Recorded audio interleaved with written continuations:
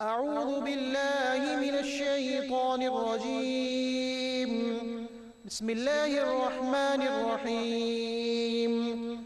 وقفينا على آثارهم بعيسى ابن مريم مصدقا لما بين يديه من التوراة وآتيناه الإنجيل فيه هدى ونور ومصدقا لما بين يديه من التوراة وهدى وموعظة للمتقين. وليحكم أهل الإنجيل بما أنزل الله فيه ومن لم يحكم بما أنزل الله فأولئك هم الفاسقون. وأنزلنا إليك الكتاب بالحق مصدقا لما بين يديه من الكتاب ومهيمنا عليه فاحكم بينهم بما أنزل الله ولا تتبع أهواءهم عما جاءك من الحق. لكل جعلنا منكم شرعة ومنهاجا ولو شاء الله لجعلكم أمة واحدة ولكن ليبلوكم فيما آتاكم فاستبقوا الخيرات إلى الله مرجعكم جميعا فينبئكم بما كنتم فيه تختلفون. صدق الله العظيم. الحمد لله رب العالمين والصلاة والسلام على سيد الأنبياء والمرسلين اما بعد. اعوذ باللہ من الشیطان الرجیم. بسم اللہ الرحمن الرحیم. وقفینا علی آثارہم بعیسی ابن مریم مصدقا لما بین یدیہ من التوراۃ وآتیناہ الانجیل فیہ ہدی ونور ومصدقا لما بین یدیہ من التوراۃ وہدی وموعظۃ للمتقین. صدق اللہ العظیم. اللہم صلی علی محمد وعلی آل محمد وبارک وسلم. رب اشرح لی صدری ویسر لی امری واحلل عقدۃ من لسانی یفقہوا قولی واجعل لی وزیرا من اہلی آمین یا رب العالمین. ناظرین کرام السلام علیکم ورحمۃ اللہ وبرکاتہ. پروگرام بصیرت القرآن میں خوش آمدید. الحمدللہ آج پروگرام نمبر 179 آپ کی خدمت میں پیش کر رہے ہیں. انشاءاللہ آج ہم مطالعہ کریں گے سورۃ المائدہ آیات 46 تا 48 کا. انہی آیات کی تلاوت کے ذریعے الحمدللہ قاری سلمان صاحب نے پروگرام کا باقاعدہ آغاز فرما دیا ہے اور روزانہ کی طرح آج بھی ہمارے ساتھ ہمارے اسٹوڈیوز میں ہمارے نوجوان ساتھی موجود ہیں. قرآن اکیڈمی کراچی میں تعلیم بھی حاصل کر رہے ہیں. آئیے انہیں خوش آمدید کہیں. السلام علیکم ورحمۃ اللہ وبرکاتہ. وعلیکم السلام ورحمۃ اللہ وبرکاتہ. خیریت سے بیٹا آپ لوگ؟ الحمدللہ ماشاءاللہ. ناظرین کرام سب سے پہلے ہم سب کی ترغیب و تشویق کے لیے نبی اکرم صلی اللہ علیہ وسلم کا ایک مبارک فرمان آئیے قرآن سیکھیں. فرمان نبوی صلی اللہ علیہ وسلم: زبانیں اس قرآن کریم میں تحریف کے طور پر گڑبڑ نہیں کر سکتی. جامع ترمذی کی روایت ہے. یہ گڑبڑ کا لفظ عجیب لگ رہا ہوگا نا. پچھلی کتابیں جو اللہ نے نازل فرمائیں ان میں تبدیلیاں ہو گئی اور ان کے ماننے والوں نے لکھ کر بھی تبدیلیاں کی اور الفاظ ایسے استعمال کیے کہ اس میں بھی تبدیلی کر ڈالی. مگر قرآن کی حفاظت کا ذمہ اللہ تعالیٰ نے لیا ہے. اس لیے نبی اکرم علیہ السلام نے فرمایا زبانیں اس قرآن کریم میں تحریف کے طور پر گڑبڑ نہیں کر سکتی. تحریف کا مطلب ہوتا ہے تبدیلی کر دینا اور قرآن کی حفاظت کا ذمہ اللہ نے لیا ہے. سورہ ہجر آیت نمبر 9 میں یہ ذکر آتا ہے کہ انا نحن نزلنا الذکر وانا لہ لحافظون. سورہ ہجر کی آیت نمبر 9 ہے. اللہ فرماتے ہیں ہم نے اس الذکر یعنی قرآن کو نازل کیا اور ہم ہی اس کی حفاظت کرنے والے ہیں. ناظرین کرام بات کو آگے بڑھاتے ہیں اور آج کی زیر مطالعہ آیات کا ترجمہ کرتے ہیں. سورۃ المائدہ آیات 46 تا 48 کا ترجمہ پیش خدمت ہے. آئیے ترجمہ سمجھتے.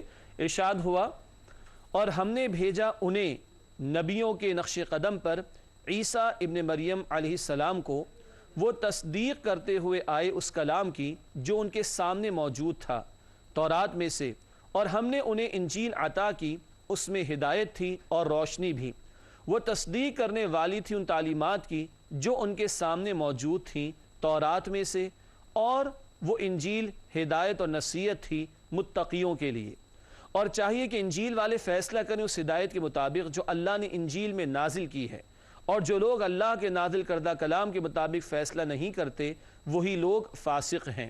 اور اے نبی صلی اللہ علیہ وسلم، ہم نے نازل کی آپ کی طرف کتاب حق کے ساتھ، تصدیق کرنے والی ہے ان کتابوں کی جو اس سے پہلے آئی ہیں، نگران ہے ان پر، فیصلہ کیجئے ان کے درمیان اس کلام کے مطابق جو اللہ نے نازل کیا ہے، اور پیروی نہ کیجئے ان کی خواہشات کی اس حق کے مقابلے میں جو آ چکا ہے۔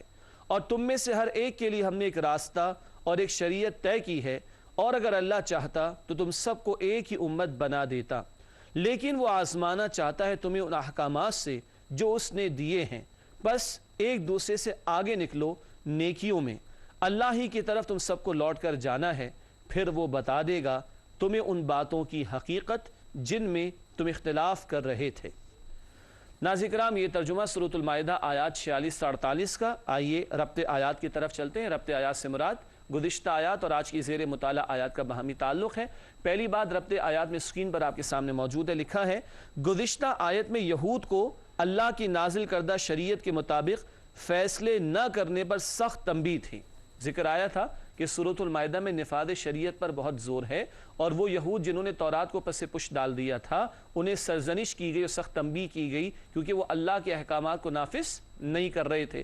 یہ تو گزشتہ آیات میں ہم نے سمجھا۔ آج کیا نکتہ ہے لکھا ہے، اب اسی مضمون کے حوالے سے نصاروں کو سخت تنبیہ فرمائی گئی ہے، کیونکہ ان لوگوں نے بھی تو انجیل کے احکامات کے نفاذ کو چھوڑ دیا تھا، تو اب جو تنبیہ ہے وہ نصارہ کے حوالے سے ہے، انجیل کے تعلق سے۔ ناظرین کرام، ربط آیات کے بعد تعارف کی طرف چلتے ہیں، یعنی جن باتوں کو تشریح میں تفصیل سے ہم بعد میں سمجھتے ہیں ان کا مختصر خاکہ اور جائزہ تعارف کے ذیل میں پہلے پیش کیا جاتا ہے۔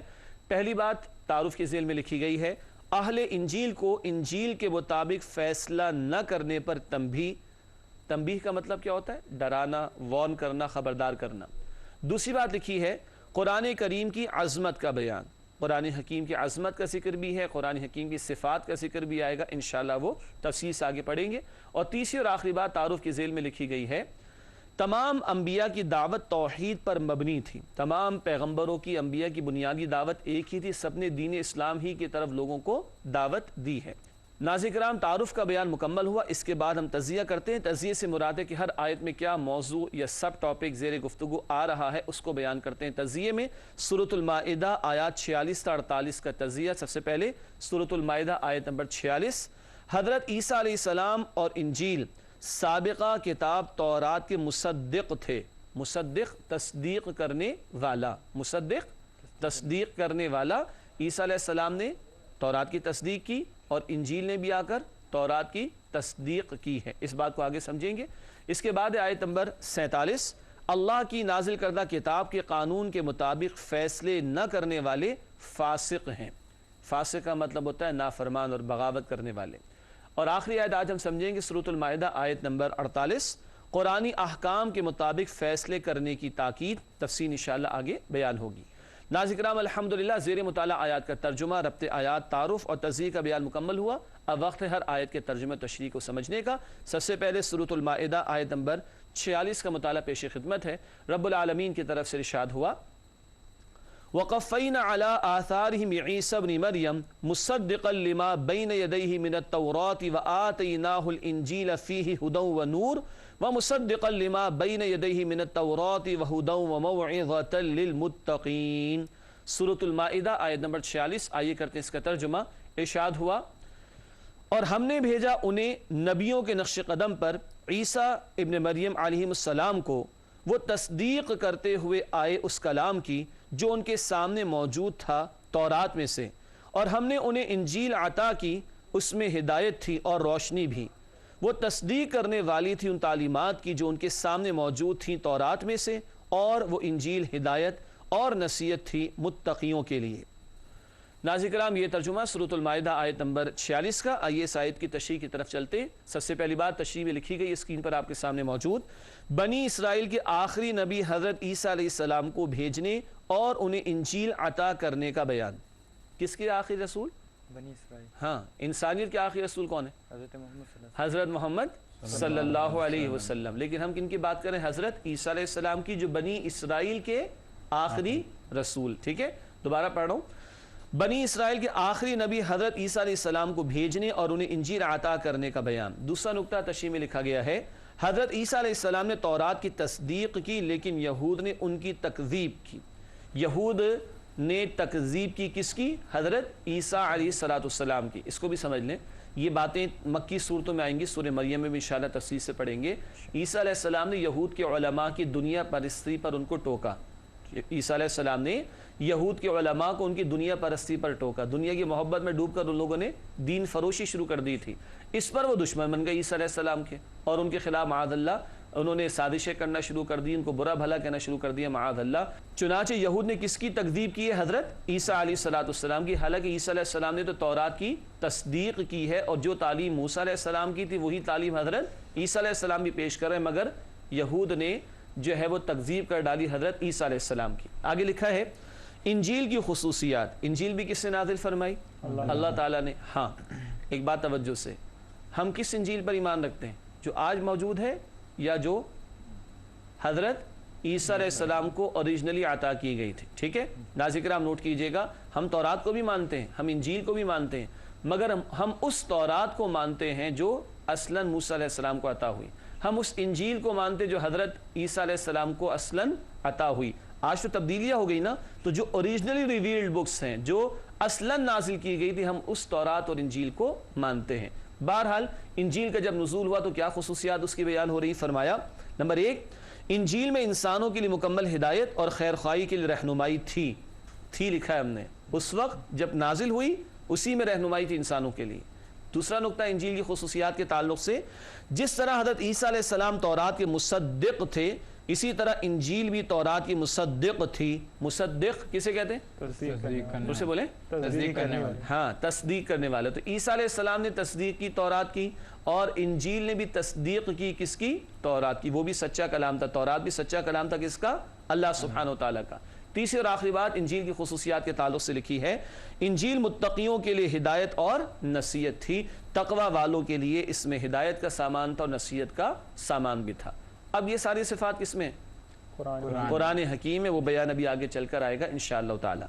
नाज़रीन किराम, इसके बाद सूरतुल माइदा आयत नंबर 47, आइए उसका मुताला शुरू करें। रब्बुल आलमीन की तरफ से इरशाद हुआ, वलयहकुम अहलुल इंजील बिमा अंज़लल्लाहु फी वमन लम यहकुम बिमा अंज़लल्लाहु फउलाइका हुमुल फासिकून। सूरतुल माइदा आयत नंबर 47 है। आइए करते हैं इसका तर्जुमा। इरशाद हुआ, और चाहिए कि इंजील वाले फैसला करें उस हिदायत के मुताबिक जो अल्लाह ने इंजील में नाजिल की है, और जो लोग अल्लाह के नाजिल करदा कलाम के मुताबिक फैसला नहीं करते वही लोग फासिक हैं। नाज़रीन किराम, ये हुआ तर्जुमा सूरतुल माइदा आयत नंबर 47 का। अब आइए इस आयत की तशरीह की तरफ चलते हैं। सबसे पहला नुक्ता स्क्रीन पर आपके सामने मौजूद तशरीह के हवाले से लिखा है, किताब इलाही से एरास, और इसमें तहरीफ नसारा ने भी की। एरास का मतलब अलहदा हो जाना, फरामोश कर देना, और तहरीफ का मतलब क्या होता है? तब्दील कर देना। ये यहूद ने भी किया और ये हरकत नसारा ने भी की। और अल्लाह ताला ये सब कुछ किस लिए बयान कर रहे हैं? खाली किस्सों के तौर पर नहीं। अब किताब किसके पास है? कौन सी किताब? कुरान हकीम। तो अब हमें समझाया जा रहा है, तुम यहूद की तरह तहरीफ ना करना, तुम नसारा की तरह एराज और तब्दीली ना करना। अब ये नसारा का बयान आ रहा है कि किताब इलाही से एराज, और इसमें तहरीफ नसारा ने भी की। आगे लिखा है, अहले इंजील को इंजील के मुताबिक अहकाम नाजिल करने का हुक्म। तौरात दी थी इसलिए कि उसके अहकामात का नुज़ूल हो, इंजील अता फरमाई गई थी इसलिए कि उसके अहकामात का नुज़ूल हो। कुरान क्यों दिया गया? ताकि उसके अहकामात का नुज़ूल किया जा सके। ठीक है, अल्लाह ने किताब से पढ़ने पढ़ाने के लिए नहीं दी होती, बल्कि अल्लाह ने इसलिए दी होती है कि अल्लाह के अहकामात का निफाज किया जाए। तो लिखा है, अहले इंजील को इंजील के मुताबिक अहकाम नाफिज करने का हुक्म। तीसरी बात इस आयत की तशरीह में लिखी गई है, अल्लाह ताला की किताब के मुताबिक अहकाम नाफिज न करने वालों को फासिक यानी नाफरमान और सरकश करार दिया गया है। पिछली आयतें पढ़ते हुए आ रहे हैं। आयत नंबर 44 में था कि जो लोग अल्लाह के नाजिल करदा कलाम के मुताबिक फैसले नहीं करते वो काफिर हैं। आयत नंबर 45 में था वो जालिम है, मुशरिक हैं। और आयत नंबर 47 में कि वो फासिक यानी बागी और नाफरमान है। नाज़रीन किराम, इस कदर ज़ोर है سورۃ المائدہ میں نفاذ شریعت کے موضوع پر بار بار دہرائی جا رہی ہیں باتیں، اللہ نے دہرائی تو ہم بھی پیش کر رہے ہیں آپ کے سامنے کہ شریعت نفاذ چاہتی ہے اپنا، کتاب اس لیے دی گئی کہ اس کے احکامات کا نفاذ کیا جائے عملی اعتبار سے۔ اگلا نقطہ اس آیت کی تشریح میں لکھا گیا ہے ان آیات کے مخاطب یہود و نصارہ ہیں، تاہم اس حکم میں مسلمان بھی شامل ہیں۔ کیوں؟ جب تورات تھی تو اس کے نفاذ کا حکم تھا، جب انجیل تھی اس کے نفاذ کا حکم تھا، اب قرآن رہتی دنیا تک کے لیے ہدایت نامہ ہے، اب اس کے احکامات کا نفاذ کیا جانا ضروری ہے۔ آخری نقطہ اس آیت کی تشریح میں لکھا گیا ہے آج قرآن کریم کے احکامات کا نفاذ نہ کرنا بھی فسق ہے۔ اللہ کی کتاب پڑھی جا رہی ہے، سنی جا رہی ہے، لیکن اس کے احکامات کا نفاذ نہ ہو تو یہ کیا ہے؟ یہ فسق ہے، یہ اللہ کے خلاف بغاوت ہے۔ من لم يحکم بما انزل اللہ فاولئک هم الفاسقون، جو لوگ اللہ کے نازل کردہ کلام کے مطابق فیصلے نہیں کرتے وہی فاسق یعنی باغی ہیں۔ اللہ ہمیں اس سے محفوظ رکھے اور اپنے احکامات پر عمل اور اس کے نفاذ کی توفیق عطا فرمائے۔ ناظرین کرام، ایک اور آیت ہم سمجھیں گے، لیکن انشاءاللہ آپ سے ملاقات ہوتی ہے ایک وقفے کے بعد، اور آیت ایک ہے، تفصیل زیادہ ہوگی انشاءاللہ، امید ہے آپ ہمارے ساتھ رہیں گے۔ ناظرین کرام، پروگرام بصیرت القرآن میں خوش آمدید۔ وقفے سے پہلے سورۃ المائدہ آیت نمبر 46 اور 47 کا ہم نے مطالعہ کیا تھا۔ آئیے اگلی اور آج کے مطالعے کے اعتبار سے آخری آیت کا مطالعہ کریں۔ سورۃ المائدہ آیت نمبر 48، رب العالمین کی طرف سے ارشاد ہوا وَأَنزَلْنَا إِلَيْكَ الْكِتَابَ بِالْحَقِّ مُصَدِّقًا لِمَا بَيْنَ يَدَيْهِ مِنَ الْكِتَابِ وَمُهَيْمِنًا عَلَيْهِ فَاحْكُم بَيْنَهُم بِمَا أَنزَلَ اللَّهُ وَلَا تَتَّبِعْ أَهْوَاءَهُمْ عَمَّا جَاءَكَ مِنَ الْحَقِّ لِكُلٍّ جَعَلْنَا مِنكُمْ شِرْعَةً وَمِنْهَاجًا وَلَوْ شَاءَ اللَّهُ لَجَعَلَكُمْ أُمَّةً وَاحِدَةً وَلَكِنْ لِيَبْلُوَكُمْ فِيمَا آتَاكُمْ فَاسْتَبِقُوا الْخَيْرَاتِ إِلَى اللَّهِ مَرْجِعُكُمْ جَمِيعًا فَيُنَبِّئُكُم بِمَا كُنتُمْ فِيهِ تَخْتَلِفُونَ۔ سورۃ المائدہ آیت نمبر 48، آئیے کرتے ہیں اس کا ترجمہ۔ ارشاد ہوا اور اے نبی صلی اللہ علیہ وسلم، ہم نے نازل کی آپ کی طرف کتاب حق کے ساتھ، تصدیق کرنے والی ہے ان کتابوں کی جو اس سے پہلے آئی ہیں، نگران ہے ان پر، فیصلہ کیجئے ان کے درمیان اس کلام کے مطابق جو اللہ نے نازل کیا ہے، اور پیروی نہ کیجئے ان کی خواہشات کی اس حق کے مقابلے میں جو آ چکا ہے، اور تم میں سے ہر ایک کے لیے ہم نے ایک راستہ اور ایک شریعت طے کی ہے، اور اگر اللہ چاہتا تو تم سب کو ایک امت ہی بنا دیتا، لیکن وہ آزمانا چاہتا ہے تمہیں ان احکامات سے جو اس نے دیے ہیں، پس ایک دوسرے سے آگے نکلو نیکیوں میں، اللہ ہی کی طرف تم سب کو لوٹ کر جانا ہے، پھر وہ بتا دے گا تمہیں ان باتوں کی حقیقت جن میں تم اختلاف کر رہے تھے۔ ناظرین کرام، یہ ترجمہ سورۃ المائدہ آیت نمبر 48 کا۔ اب آئیے اس آیت کی تشریح کی طرف چلتے ہیں، تفصیل زیادہ ہے، تحمل سے سنیں گے انشاءاللہ اور سمجھیں گے، ٹھیک ہے؟ تفصیل میں سب سے پہلی بات تشریح کے اعتبار سے لکھی گئی ہے تورات اور انجیل کی عظمت اور صفات کے تذکرے کے بعد قرآن کریم کی حقانیت کا بیان۔ تورات بھی اللہ نے نازل فرمائی، انجیل بھی اللہ نے نازل فرمائی، مگر ان میں ہو گئی تحریف و تبدیلی۔ اب اللہ کا آخری کلام قرآن حکیم کی صورت میں ہے، اب اس قرآن حکیم کی عظمت اور صفات کا بیان ہے۔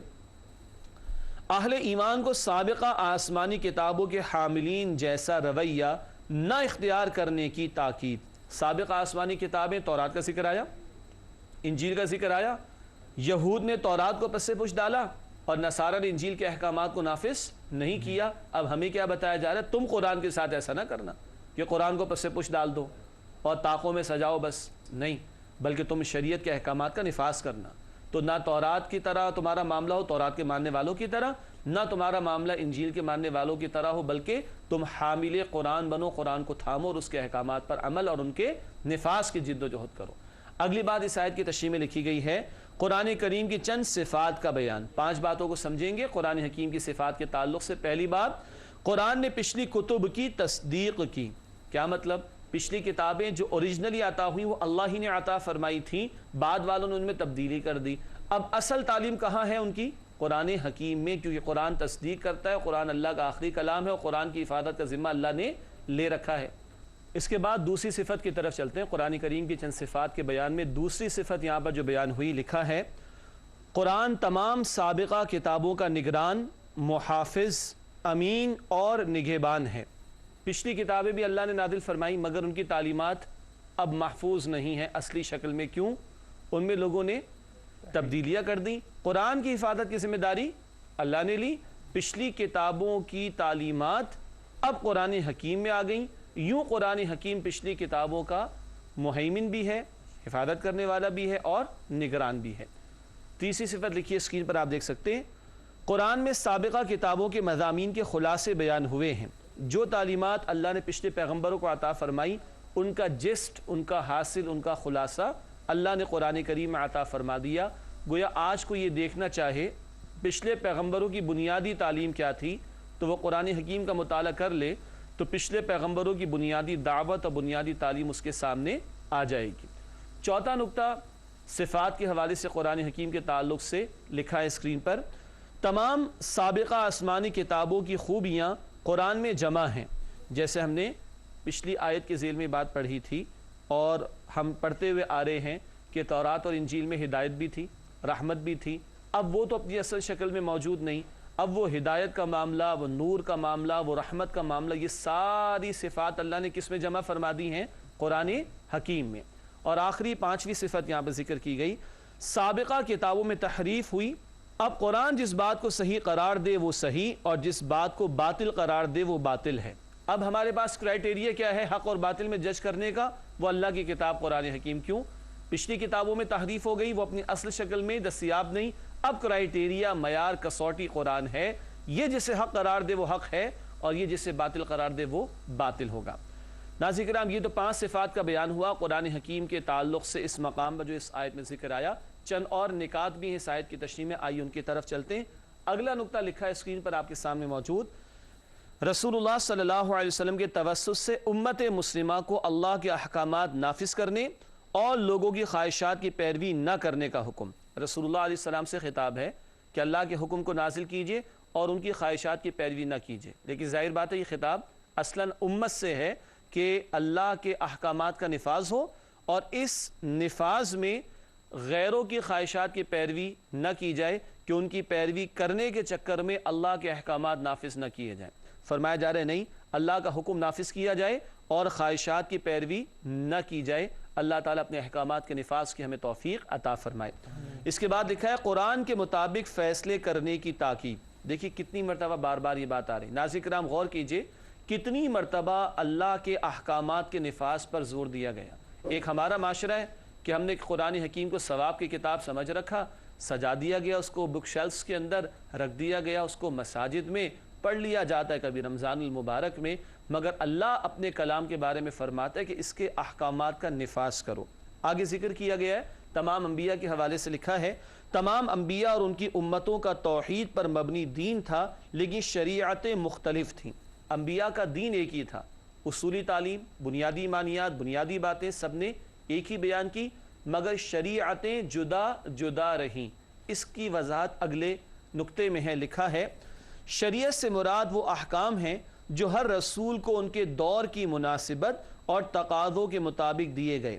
شریعت راستے کو بھی کہتے ہیں، تو دین تو ایک ہی ہے مگر دین کے تقاضوں پر عمل کے حوالے سے ہر دور میں اس دور سے مطابقت رکھتے ہوئے احکامات عطا کیے گئے۔ سادہ سی بات، آدم علیہ السلام کا دور تھا، انسانی زندگی شروع ہوئی، غار میں لوگ زندگی بسر کرتے تھے، پھل کھا لیا پیٹ بھر گیا، پانی پی لیا پیاس بجھ گئی، اور پتوں سے جسم کو ڈھانپ لیا لباس بن گیا۔ سادہ زندگی، احکامات بھی سادہ ہوتے تھے۔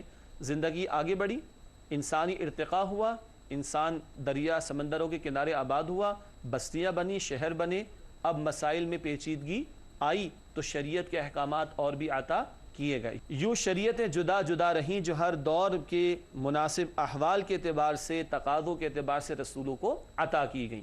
اگلا نقطہ لکھا ہے اس آیت کی تشریح میں، نیکی میں ایک دوسرے سے سبقت کرنے اور شریعت کے ہر حکم پر عمل کرنے کی ترغیب۔ کیا بتایا گیا کہ فاستبقوا الخیرات، ایک دوسرے سے خیرات، خیرات سے مراد خیر کے کام، نیکیوں کے کام۔ خیرات کا مطلب وہ نہیں جو پیسے بانٹ دیتے فقط، ٹھیک ہے، خیرات خیر سے ہے، اور فرمایا کہ فاستبقوا، سبقت کرو، کمپیٹ کرو، ایک دوسرے سے آگے بڑھنے کی کوشش کرو، کس میں؟ خیر کے کاموں میں۔ اور بتایا گیا کہ اللہ کی شریعت کے ہر حکم پر عمل تمہیں کرنا ہے۔ شریعت اس لیے عطا کی گئی کہ اس پر عمل کیا جائے۔ اللہ تعالی ہمیں اس کی توفیق عطا فرمائے۔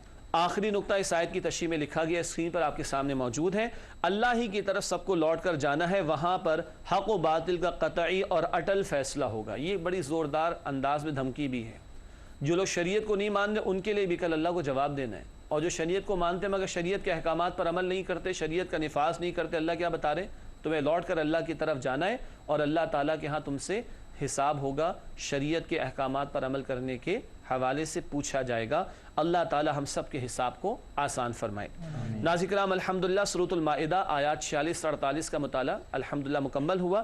وقت ہے ہمارے نوجوان ساتھیوں کے سوالات کا، خاصا انتظار انہیں کرنا پڑتا ہے، پھر ان کے بولنے کی باری آتی ہے۔ آئیے ان سے معلوم کرتے ہیں کہ آج یہ ہم سے کیا سوال کرنا چاہتے ہیں۔ جی بیٹا علی، کیا سوال ہے آپ کا؟ آپ کا یہاں پہ ذکر آیا تھا کہ ہر کسی کے لیے الگ شریعت اور منہاج یہاں پہ دیا گیا ہے، تو اس سے فرق کیا، ان میں دونوں میں فرق کیا ہے، اس کو واضح کر دیجیے۔ شریعت اور منہاج، ماشاء اللہ الفاظ آئے تھے شرعتا و منہاجا، شریعت بھی اللہ نے عطا فرمائی اور منہاج بھی اللہ نے عطا فرمائی۔ یعنی آپ نے نوٹ کر کے رکھا تھا کہ اس لفظ پر بات نہیں ہوئی تو یہی سوال کرنا، اور اچھی بات ہے۔ سوال کا ایک حاصل یہ بھی ہوتا ہے کہ گفتگو میں جو کمی رہ گئی ہو اس کو پورا کر لیا جائے یا کرا لیا جائے۔ دین سب کا ایک رہا، اصولی تعلیم ہر رسول کیا؟ ایک اللہ کو مانو اور رسول کی اطاعت کرو۔ آخرت اصل زندگی ہے، موت تمہیں آ کر رہے گی، اللہ کی بندگی تم نے زمین پر رہ کر کرنی۔ یہ اصولی دعوت تمام رسولوں کی ایک ہے۔ دین کیا ہے؟ تمام رسولوں میں ایک ہی رہا۔ شریعت کیا رہی؟ جدا جدا رہی۔ ہر دور کے مناسب حال جو احکامات تھے وہ اس دور کے رسول کو شریعت کے طور پر عطا کیے گئے، یہ تو ہم نے سمجھ لیا۔ منہاج کہتے ہیں راستے کو، طریقہ کار کو، جسے کہتے ہیں راستے کو، طریقہ کار کو۔ منہاج راستے و طریقہ کار کو۔ مختلف پیغمبروں میں ہمیں مختلف مناہج ملتے ہیں۔ منہج یا منہاج کی جمع مناہج، ٹھیک ہے، راستے، میتھڈالوجیز۔ اگر ہم موسیٰ علیہ السلام کی تاریخ پڑھیں تو بنی اسرائیل غلام قوم تھی، فرعون نے غلام بنا کر رکھا ہوا تھا۔ غلامی سے نجات دلانا ان مسلمانوں کو یہ ایک اہم ذمہ داری تھی، کس کی؟ موسیٰ علیہ السلام کی۔ اور عیسیٰ علیہ السلام کو ہم دیکھتے ہیں تو وہاں پر رقت کی، نرمی کی انتہائی بہترین مثالیں موجود ہیں۔ فرما دے کوئی تمہارے سیدھے ہاتھ گال پر تھپڑ مار دے تو تم اس کے سامنے بایاں گال بھی پیش کر دو، بھائی ایک اور تھپڑ مار لے لیکن میری بات سن لے۔ نرمی، رأفت، رحمت، شفقت، یہ مزاج ہمیں ملتا ہے حضرت عیسیٰ علیہ السلام میں۔ توحید کے مراکز کا قائم کرنا، ابراہیم علیہ السلام، ایک جگہ اسحاق علیہ السلام، ان سے نسل چلی۔ ابراہیم علیہ السلام نے اسماعیل علیہ السلام کو کہاں آباد کیا؟ مکہ مکرمہ میں۔ ان کے بعد نبی اکرم علیہ السلام اس نسل میں آئے ہیں۔ یہ مختلف انبیاء کے مختلف مناہج ہیں۔ نبی اکرم صلی اللہ علیہ وسلم کا منہج کیا تھا؟ ایک انقلابی جماعت تیار کرنا، قرآن کی دعوت کی بنیاد پر اس جماعت کو منظم کرنا اور اللہ کی بندگی کے تقاضوں پر عمل کے لیے اس کو میدان میں لانا، اور اللہ کی شریعت کے نفاذ اور دین کے غلبے کی جد و جہد کے لیے اس کو باطل سے ٹکرانا۔ یہ منہج کس کا ہے؟ نبی اکرم صلی اللہ علیہ وسلم کا۔ دین سب کا ایک، شریعتیں جدا جدا، اور منہاج بھی مختلف انداز میں ہمیں پیغمبروں میں ملتے ہیں۔ مگر اب ہمارے لیے اسوہ کس کا ہے؟ لقد کان لکم فی رسول اللہ اسوۃ حسنہ، سورۃ الاحزاب آیت نمبر 21۔ یقیناً تمہارے لیے رسول اللہ صلی اللہ علیہ وسلم کی زندگی میں بہترین نمونہ موجود ہے۔ جی بیٹا عقیل، آپ کا کیا سوال ہے؟ بسم اللہ الرحمن الرحیم۔ آیت نمبر 46 میں آیا ہے کہ ہدایت اور نصیحت متقیوں کے لیے، تو کیا متقی پہلے ہی سے ہدایت پر ہوتے ہیں؟ تو اس کی وضاحت کر دیجیے۔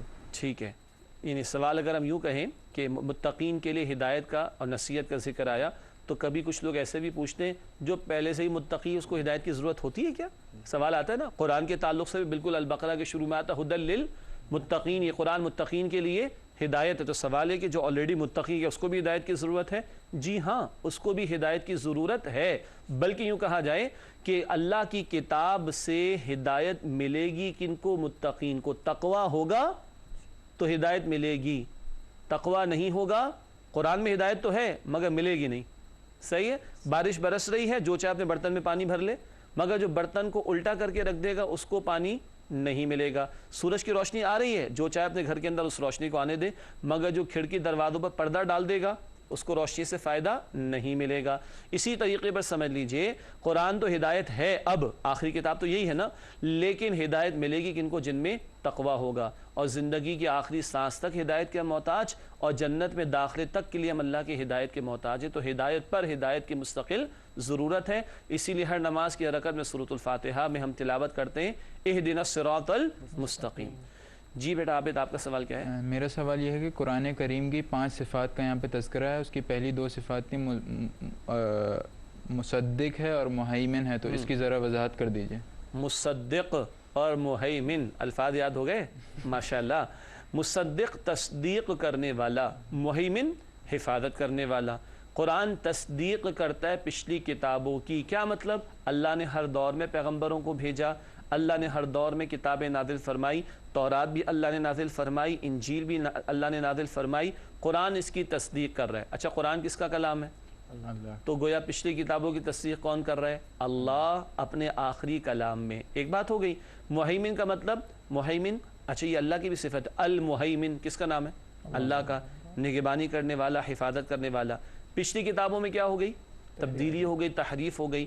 اب قرآن کیا کرتا ہے؟ ان تحریفوں کو ہٹا کر, تبدیلی کو ہٹا کر پچھلی کتابوں کی اصل تعلیم کو ہمارے سامنے رکھ دیتا ہے. یوں پچھلے پیغمبروں کی تمام بنیادی تعلیم قرآن میں جمع ہو گئی, اور یہ مہیمن ہے, یہ پچھلی کتابوں کی حفاظت کرنے والا, اس معنی میں کہ پچھلی کتابوں میں جو تبدیلیاں ہوئیں اور تعلیمات کو مسخ کر دیا گیا, چھپا دیا گیا, مٹا دیا گیا, اللہ کے اس آخری کلام نے آ کر ان تعلیمات کو واضح کر کے لوگوں کے سامنے پیش کر دیا. تو یہ مصدق بھی ہے, تصدیق کرنے والا, اور یہ مہیمن بھی ہے, حفاظت اور نگہبانی کرنے والا.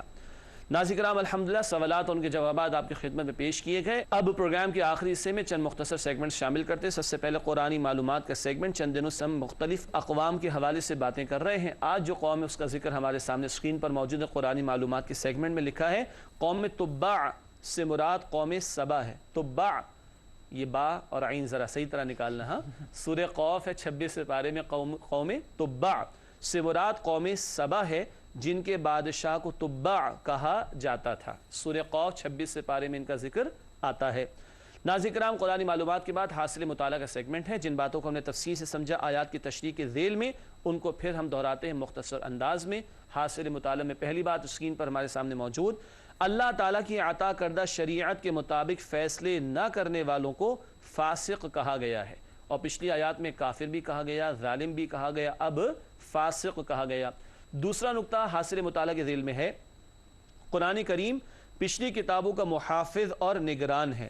جی آپ نے کون سا لفظ استعمال کیا تھا سوال میں؟ مصدق اور مہیمن. ماشاءاللہ, مصدق بھی اور مہیمن بھی ہے. یہاں ہم نے لکھا ہے قرآن کریم پچھلی تمام کتابوں کا محافظ اور نگران ہے. آخری نقطہ حاصل مطالعہ کے ذیل میں, تمام انبیاء کا دین ایک ہی تھا تاہم شریعتیں مختلف تھیں. اور آپ نے کیا سوال کیا تھا؟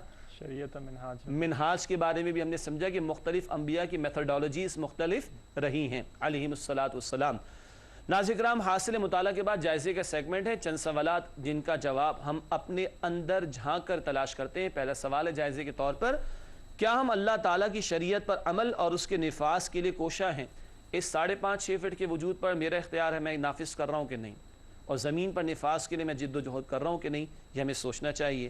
دوسرا سوال جائزے کے طور پر ہے, کیا ہم شریعت کے احکامات کو سیکھنے کی کوشش کرتے ہیں؟ معلوم تو ہو کہ شریعت چاہتی کیا, سیکھیں گے تو عمل کریں گے. دل سے ایک بات کہہ رہا ہوں, ہم ذرا چیک کریں, ہمیں وضو اور غسل کے مسائل معلوم ہیں, ہمیں نماز کے مسائل کا علم ہے, ہمیں زکوٰۃ کے بنیادی مسائل کا علم ہے. غور کیجئے گا, کیا ہم شریعت کے احکامات کو سیکھنے کی کوشش کرتے ہیں؟ تیسرا اور آخری سوال ہے جائزے کے طور پر, کیا ہم قرآن کریم کو حق جان کر اس کی پیروی کرتے ہیں؟ اب کرائٹیریا تو قرآن ہے نا, اب یہ کرائٹیریا, یہ معیار ہے حق و باطل کا. حق سمجھنے تو یہاں سے سمجھیں گے, اور جس کو یہ باطل قرار دے گا وہ باطل ہوگا. کیا ہم قرآن کو حق جان کر اور مان کر اس پر عمل کر رہے ہیں یا نہیں, یہ ہمیں سوچنا چاہیے. آخری 2 باتیں پروگرام میں شامل کرتے ہیں. گزشتہ سوال کا جواب, پچھلا سوال آپ کی خدمت میں ہم نے رکھا تھا, سورۃ البقرہ کی ہنٹ دی گئی تھی. سوال کیا تھا آپ اسکرین پر دیکھ سکتے ہیں, اے ایمان والو جو پاکیزہ چیزیں ہم نے تمہیں عطا کی ہیں ان میں سے کھاؤ اور اللہ تعالیٰ کا شکر ادا کرو. یہ بات کس آیت میں بیان کی گئی ہے؟ سورۃ البقرہ کی ہنٹ دی گئی تھی. درست جواب ہے سورۃ البقرہ آیت نمبر 172. حلال بھی کھانا ہے اور پاکیزہ بھی کھانا ہے, تفصیلات بیان ہو چکی. اب جو ہم آیات پوچھ رہے ہیں روزانہ وہ ہے اے ایمان والو. اس انداز سے قرآن کا جو خطاب ہے ان آیات کو پوچھ رہے ہیں. ناظرین کرام آج کا سوال نوٹ کیجئے گا. آج کا سوال ہے, اے ایمان والو تم پر مقتولوں کے بارے میں قصاص بدلہ لینا لازم کیا گیا ہے. یہ بات کس آیت میں بیان کی گئی ہے؟ سورۃ البقرہ ہی میں ہے. 150 آیات کے بعد دیکھیے گا, انشاءاللہ آپ کو اس کا جواب ملے گا جو اگلے پروگرام میں آپ کی خدمت میں پیش کریں گے. ناظرین کرام اسی کے ساتھ آج کے پروگرام کا وقت مکمل ہوا. آپ تمام ساتھیوں کا بہت شکریہ. اللہ آپ کے اخلاص, علم اور عمل میں اضافہ عطا فرمائے. ناظرین کرام ہم سب کو, قاری صاحب کو اور ہماری پوری ٹیم کو, وہ ٹیم جو اسکرین کے پیچھے ہے آپ کو اسکرین پر دکھائی نہیں دیتی, اور ہمارے تمام تعاون کرنے والے ساتھیوں کو اپنی دعا میں یاد رکھیے گا. وآخر دعوانا ان الحمد للہ رب العالمین. वस्सलामु अलैकुम वरहमतुल्लाहि वबरकातुहू। अल्लाह का कलाम पढ़ाया रसूल ने,